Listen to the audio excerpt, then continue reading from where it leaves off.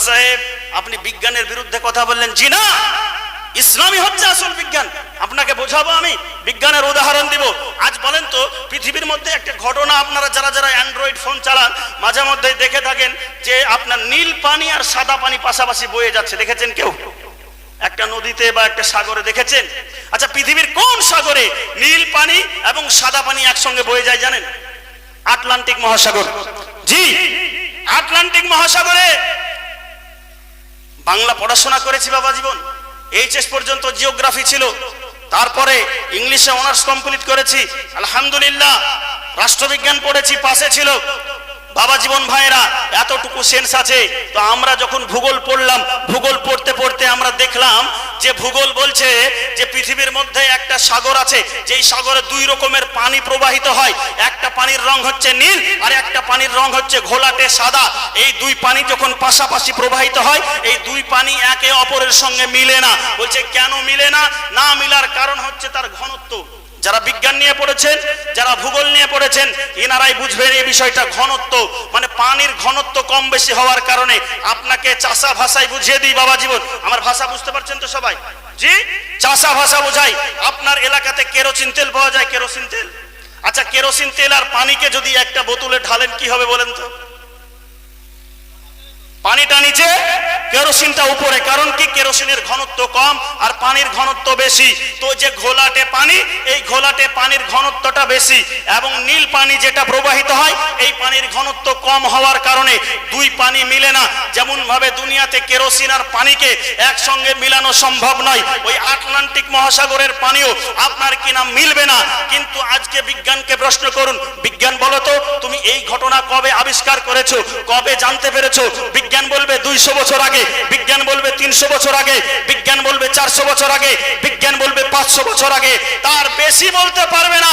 কিন্তু আল্লাহর কোরআনকে জিজ্ঞাসা করুন, হে কোরআন তুমি বলো তো আল্লাহ পাক রব্বুল আলামিন এই পানিকে যে প্রবাহিত করেছে, এই ব্যাপারে তোমার জ্ঞান আছে কি?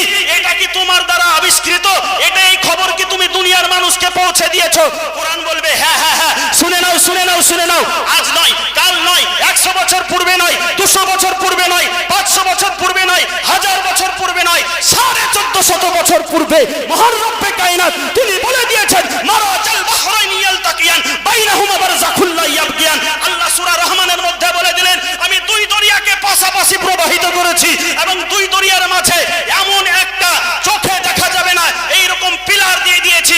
এই দরিয়ার পানি এই দরিয়ার সঙ্গে মিলবে না, এই দরিয়ার পানি এই দরিয়ার সঙ্গে মিলবে না। বোঝা গেল এখান থেকে যে দুনিয়ার মধ্যে যদি সর্বপ্রথম বিজ্ঞানের কোনো কিছু আবিষ্কৃত কোনো জিনিস থাকে, সেটা হচ্ছে মহান রব্বে কায়নাতের পবিত্র কোরআন। জোরে বলুন সুবহানাল্লাহ সুবহানাল্লাহ। অতএব পবিত্র কোরআন বলছে মারাজাল বাহরাইনি ইয়ালতাকিয়ান বাইনাহুমা বারযাখুল লা ইয়াবগিয়ান। সূরা রহমান শুনেছেন কেরাতে? কোনদিন শুনেছেন এই আয়াতটা? যে মারাজাল বাহরাইনি ইয়ালতাকিয়ান, যে দুই দরিয়া পাশাপাশি প্রবাহিত হবে। দরিয়া অর্থাৎ ওই যে দুই রঙের পানি, নীল পানি আর সাদা পানি, দুটো পানি পাশাপাশি প্রবাহিত হবে।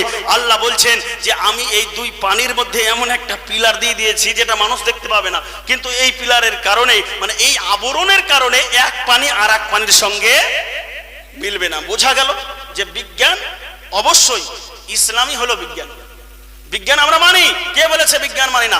ইসলামের মধ্যে এমন কোনো কাজ আপনি দেখাতে পারবেন না যেটা বিজ্ঞানের বাইরে। আপনাকে আরো উদাহরণ দিই। আচ্ছা, পৃথিবীর উৎপত্তি কিভাবে হয়েছে আপনারা জানেন? কেউ কেউ পড়াশোনা করেছেন এইভাবে পৃথিবী কিভাবে সৃষ্টি হলো? পড়েছেন? বলবো ভূগোলের মধ্যে আপনি যখন পড়বেন, একাদশ দ্বাদশ শ্রেণীর বইয়ের মধ্যে পাবেন যে নিয়ে আপনার পৃথিবীর উৎপত্তি সম্পর্কে কয়েকটা মতবাদ আছে, মত আছে।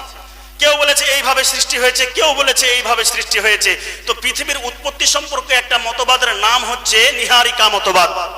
এই নিহারিকা মতবাদ যেটা বলছে, নিহারিকা মতবাদের মূল কথা কি? যে পৃথিবীকে একটা কেন্দ্র বিন্দু থেকে সৃষ্টি হয়েছে। একটা বিন্দু ছিল, হঠাৎ বিন্দুটা ব্লাস্ট করে, বাস্ট হয়ে যাওয়ার পরে আপনার বিভিন্ন তেজস্ক্রিয় পদার্থ সেগুলো বিভিন্ন জায়গায় ছড়িয়ে পড়ে এবং আপন আপন ঘুরতে থাকে।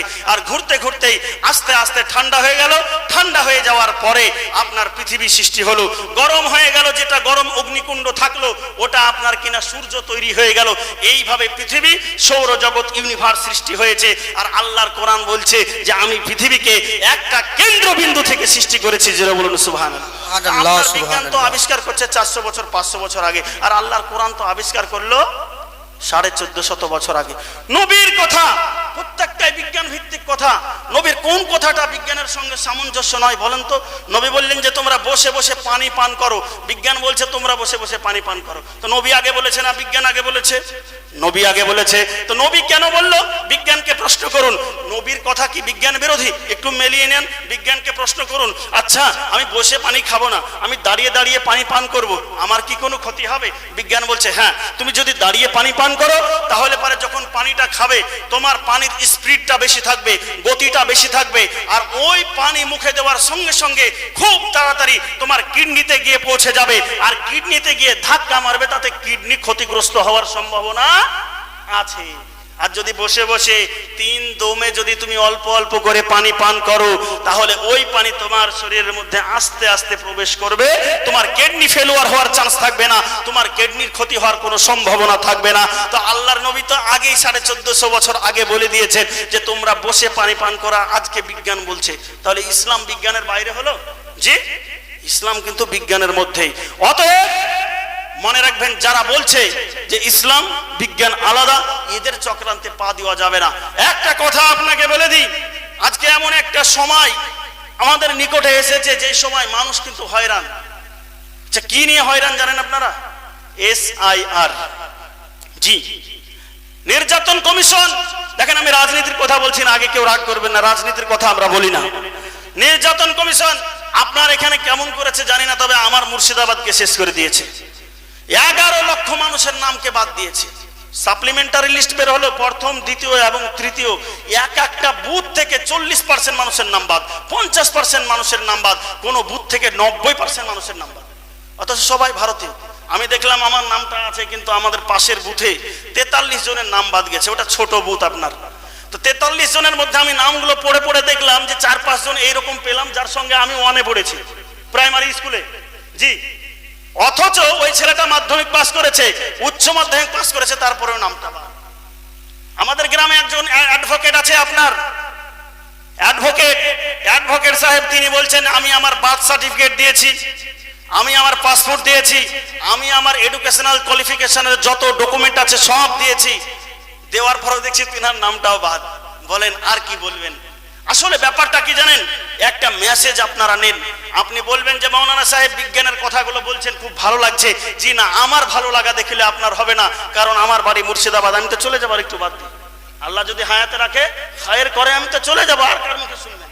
তাহলে কি করতে হবে? নিজের সন্তানকে শিক্ষিত করতে হবে। এরাদা করুন, এই আমরা মুসলমান জাতি শিক্ষা থেকে পিছিয়ে যাওয়ার কারণে আজকে বর্তমান সময়ে আপনি সরকার বলুন, আর নির্বাচন কমিশন বলুন, আর নির্যাতন কমিশন বলুন, যাই বলুন না কেন, প্রত্যেকেই আপনার সুযোগ পেয়ে আমাদেরকে কিনা বহিরাগত বানানোর চেষ্টা করছে। যদি আপনি আপনার সন্তানকে শিক্ষিত করতেন, আমি আমার সন্তানকে শিক্ষিত করতাম, আমার মনে হয় যে এত মানুষ বাদ যেত না, এত মানুষ বাদ যেত না। অতএব প্রত্যেকের request, education is the only main key of a human life. মানুষের জীবনের আপনার একমাত্র চাবিকাঠি যদি কিছু থেকে থাকে সেটা হচ্ছে শিক্ষা। শিক্ষা ছাড়া সম্ভব না। প্রয়োজনে দিনে খাবার কমিয়ে দেন, নিজের দামি পোশাককে পরা বাদ দিয়ে দিয়ে কমা পোশাক আপনি কিনে আপনার কেনা পড়ার চেষ্টা করুন। প্রয়োজনে পোশাককে সেলাই করে পড়ুন, কিন্তু আপনাকে ইরাদা করতে হবে। আপনার ছেলেকে রাজমিস্ত্রি বানাবেন না, আপনার ছেলেকে মাঠে কাজ করানোর জন্য শ্রমিক বানাবেন না, আপনার ছেলেকে আপনার কিনা ছুতর বানাবেন না, আপনার ছেলেকে কাঠমিস্ত্রি বানাবেন না। আপনার জীবনে একটাই টার্গেট থাকবে, আমার ছেলেকে শিক্ষিত করে মানুষের মতন মানুষ তৈরি করব। আর বর্তমান সময়ের জন্য যেটা জরুরি, আইপিএস WBCS অফিসার থেকে শুরু করে ডিএমএসপি থেকে শুরু করে ডিফেন্স লাইন থেকে শুরু করে প্রত্যেকটা ক্ষেত্রে আমাদের ছেলেদের অংশগ্রহণ করাবো। এই নিয়ত, এই ইরাদা আপনাকে করতে হবে, তা নইলে এই জাতি কিন্তু শেষ হয়ে যাবে। আপনি বলবেন যে পাগড়িধারী মৌলবীরা শুধু ওই ফতোয়া ফারাইজের কথা বলে, জি না, যেটা হক সেটা বলতে হবে। তো যাই হোক, বাবা জীবন ওই দিকে যাচ্ছে না। হ্যাঁ, তবে শিক্ষা গ্রহণ করতে হবে। শিক্ষা দুই রকমেরই থাকতে হবে, দ্বীনি শিক্ষাও থাকতে হবে এবং দুনিয়াবি শিক্ষাও থাকতে হবে। আপনার ছেলেকে দুনিয়াবি শিক্ষা শিখিয়ে দিলেন আর দ্বীনের শিক্ষা শিখালেন না, আর আপনি বলছেন যে আপনার ছেলে বড় হয়ে মুসলিমদের জন্য জনকল্যাণমূলক কাজ করবে। কোনোদিনও এটা সম্ভব না, এটা হতে পারে না। কারণ আপনার ছেলে বসে যে পেশাব করতে হয় এটাই শিখতে পারবে না যদি দ্বীনি শিক্ষা না দেন। অতএব দিনই জরুরি। আপনি এবার বলবেন যে না শুধু দিনই দিব, দুনিয়াবি দিব না। আমি বলি যদি শুধু দিনই শিক্ষা দেন, দুনিয়াবি শিক্ষা যদি না দেন, আপনার ছেলে মার খেতে খেতে শেষ হয়ে যাবে, মার খেতে খেতে শেষ হয়ে যাবে, সমাজের বুকে চলতে পারবে না, বলতে পারবে না, মানুষের সঙ্গে সমাজকে একসঙ্গে নিয়ে ঐক্যবদ্ধভাবে পরিচালনা করতে পারবে না। অতএব দিনী শিক্ষার সঙ্গে সঙ্গে দুনিয়াবি শিক্ষা এটাও আপনার জন্য জরুরি।